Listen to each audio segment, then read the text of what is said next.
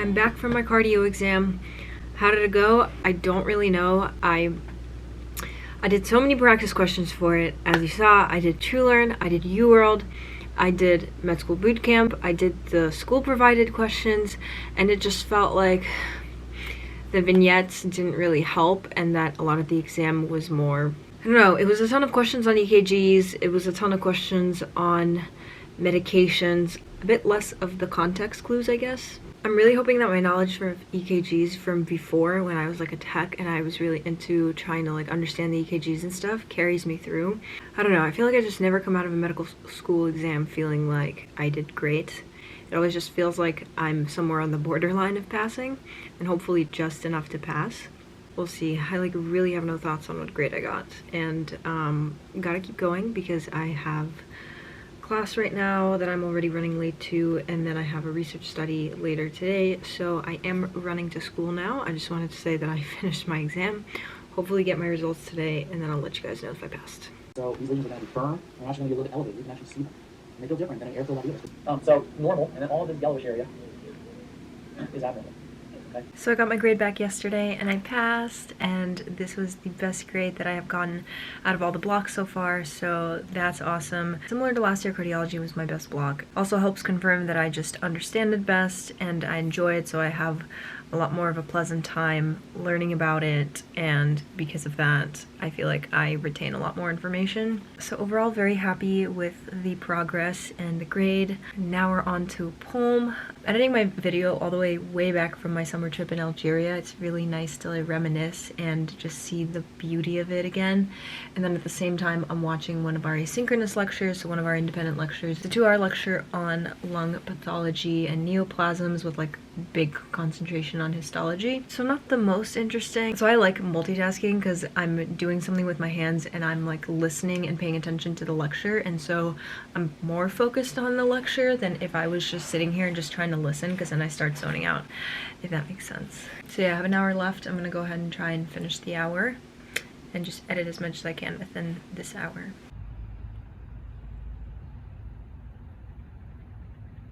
Back from MedDent, we basically get paired with a dental student from the same school, and for like 2 hours we had a little lecture on what to look out for as doctors, when to refer people to dentists, and then we got to go into their dental clinic and put some fluoride on each other's teeth and inspect and kind of just like play around and get used to looking into each other's mouths, because we don't usually do that as medical students.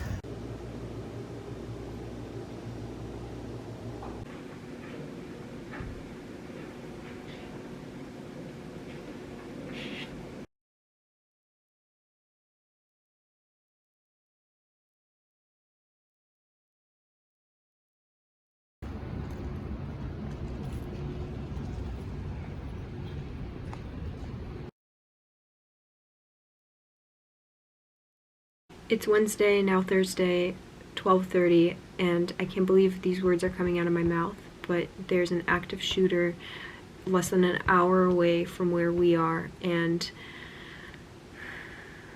I don't know if I'm going to make a video, I don't know if I'm going to put out a video this weekend. I'm just documenting this for myself so I can remember this, but my thoughts are with all the people in Maine right now, all the people in Lewiston, all the families, and everyone that's been affected. All the neighboring cities are currently on lockdown. I don't think we officially are, but everyone, of course, is told to stay at home, lock your doors, don't go out, just stay safe, account for your people. From what we know, the suspect went to multiple locations. Guy is on the loose with a car and with a weapon still, and they don't know where he went, so I can't believe this is happening so close to us, and I just can't wait for the day that we can feel safe and not have active shootings happening every single week in this country. I just can't believe this is something that we have to be afraid of now. Like, these people were at a bar, these people were at a bowling alley, and now these people are gone. Like, it's just a crazy situation, and it just makes it harder because it's so close to where we are. So sometimes you see these things on the news and it just doesn't feel real, and like it being this close to home is it's very scary. So I just wanted to say something because I did start vlogging this week, and I just wanted to be able to document this. We're waiting on updates. Everyone's waiting at home. I don't think we're gonna have school tomorrow. I mean, I wasn't gonna go anyway. I don't want to go now after hearing this. So just waiting on more news, hoping he gets caught as soon as possible and that no more people are injured, no more people die. Yeah. So we now made it a full day past the shooting incident. The man is still on the run. They're still looking for him. We didn't have class today. I basically just stayed at a friend's house the entire day. Didn't vlog anything today because it feels weird to vlog myself studying when all of this is going on.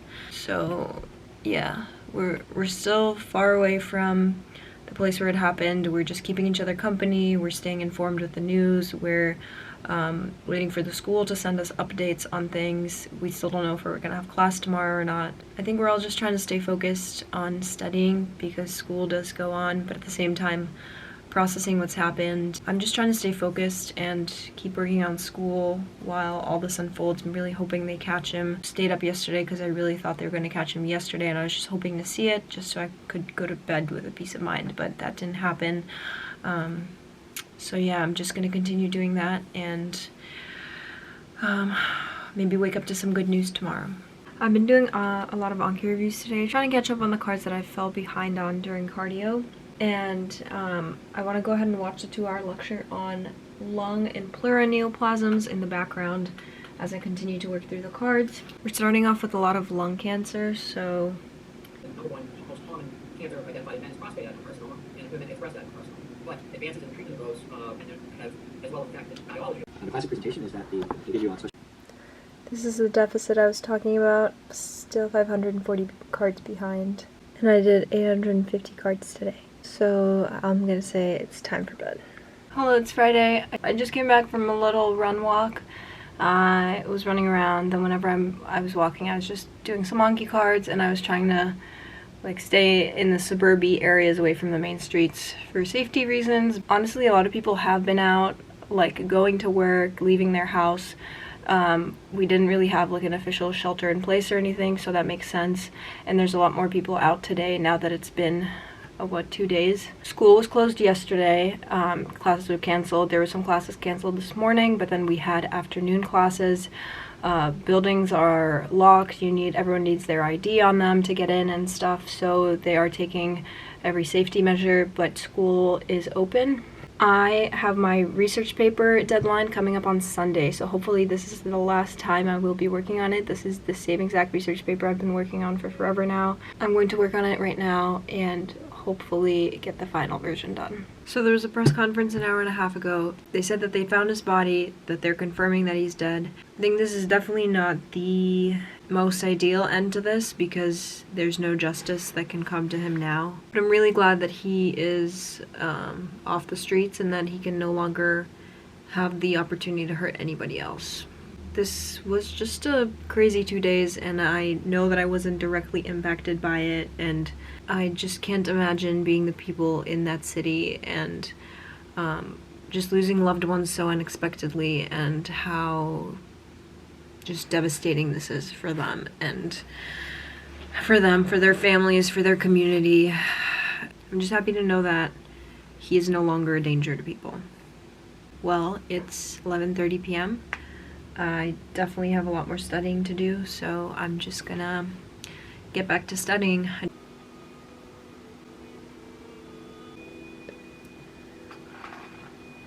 Indeed you can. You're a...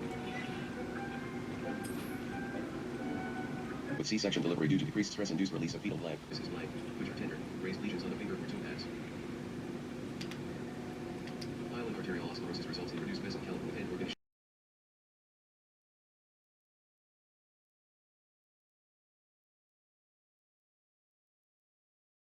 You want to think about where does that tissue, which is injured or compromised, get its arterial supply from?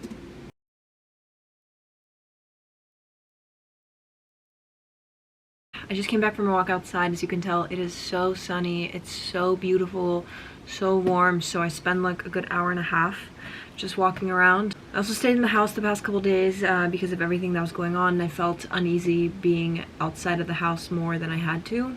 Now that the shooter was found, taking full advantage and just spending a lot of time enjoying the outside. I originally didn't think I should post a video this week because I just wanted to be respectful of the tragedy and the lives that were lost, and I don't know if it exactly felt right to be posting about school and like shifting focus. I've never been this close to a live shooting, and sometimes when you see it on the news you think, wow, it's unreal. When it hits this close to home, it becomes so much more profound of how real this problem is in the US right now. And I immigrated here from a different country, and for a better life, for better conditions, you know, for better opportunities, and I never thought that this would be the fear that I would now have to live in a country like this. Even my third world country doesn't face this weekly issue of having someone with an AR threaten, walk in, shoot up a school or a mall or whatever. So I just wanted to use this to say this is crazy, the fact that this is a problem in a country like this. And first of all, how could anyone buy an assault rifle? How could anyone buy a weapon that's an automatic weapon that's used for war and own it as a civilian? Why would you ever let anyone do that? Why would anyone need an AR at their house?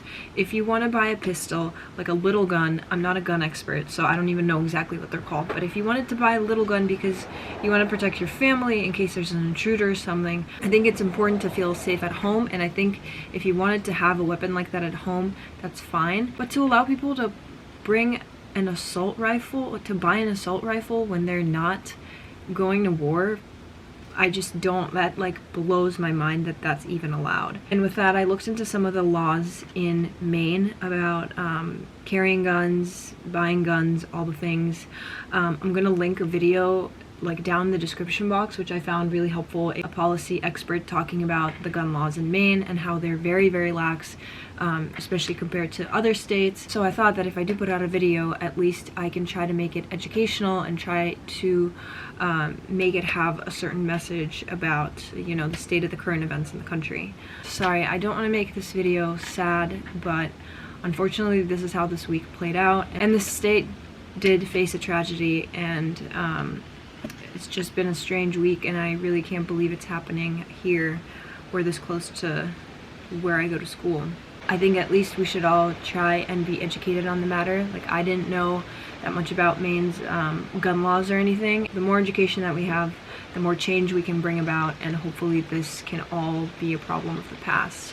Actually, I think I'm going to end the video here so I don't take away from the main message. My heart is with all the families of the victims, all the senseless lives that were lost, and all of those that were affected by this tragedy. I hope we get to a point that we no longer have to think about this or worry about this or experience this. I hope everybody stays safe, stays healthy, and I hope that we can see gun law changes happening soon so that we never have to experience things like this again.